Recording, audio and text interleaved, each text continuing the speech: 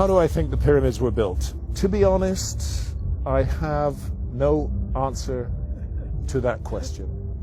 And anybody who tells you that he or she knows how the pyramids were built are not telling the truth, because we don't know. We don't know. The Great Pyramid contains a number of mysteries.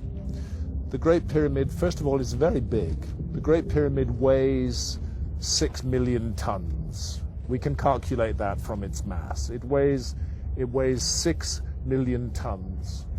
Its footprint is 13 acres. It's more than 750 feet along each side. It's 481 feet tall.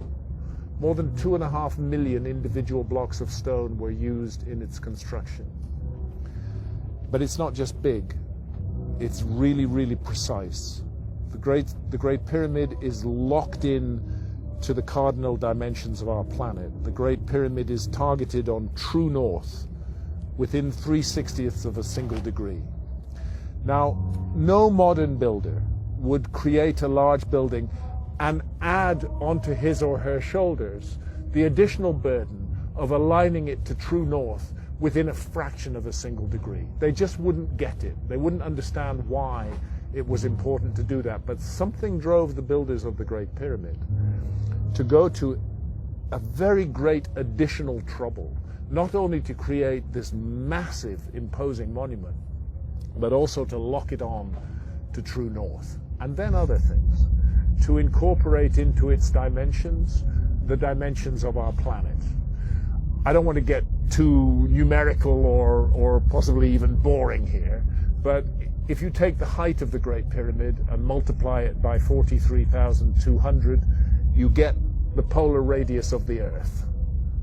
And if you measure the base perimeter of the Great Pyramid accurately and multiply that measurement by 43,200, you get the equatorial circumference of the Earth. In other words, for thousands of years, through times, through dark ages, when human beings didn't even know they lived on a planet, never mind its dimensions, that monument has encoded and speaks out the dimensions of our planet on a scale of 1 to 43,200. And the scale is not random. The number 43,200 is derived from a key motion of the Earth, which is called the precession of the Earth's axis. The Earth wobbles on its axis very slowly at the rate of 1 degree every 72 years. And 43,200 is a multiple of 72. In fact, I think it's 600 times 72, but I need to double check that. But it's a multiple of 72. Check it out. So they've given us the dimensions of our planet on a scale defined by the planet itself. And that's an incredibly clever thing to do. How on earth did they do it? Where did that knowledge come from? This is why I'm forced to consider the possibility of a lost civilization in the human story.